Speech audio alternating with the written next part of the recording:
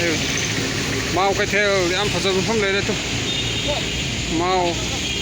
farm market am fazai sai khang ra ya yo le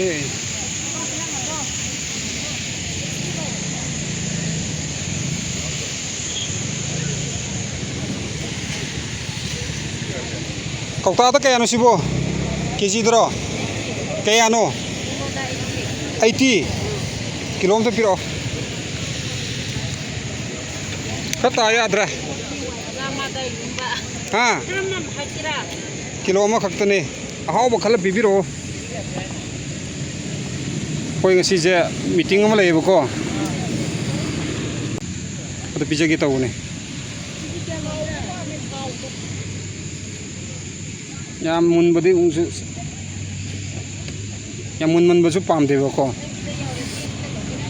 yes mun man ba taman gredro si pat le apat to yam yawra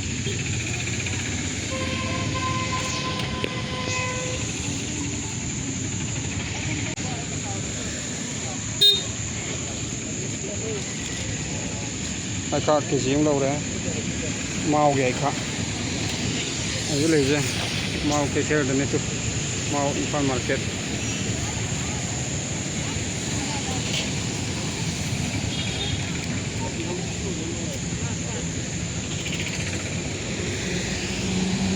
bang ko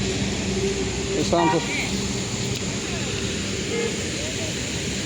sisi de to lo wel pachani de lo ro adu de handiro oh camera pairam ni na to we adre thank you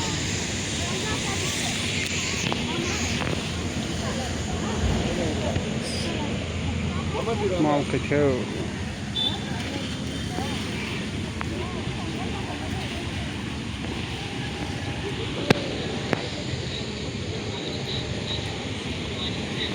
nong para hidare nong hidare khusida ai julupe ai saning ba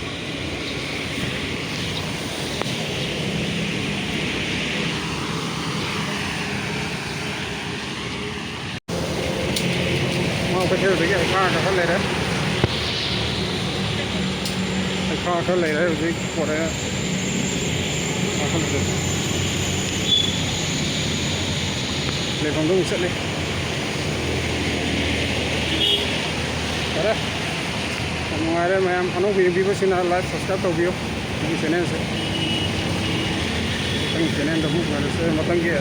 upload ka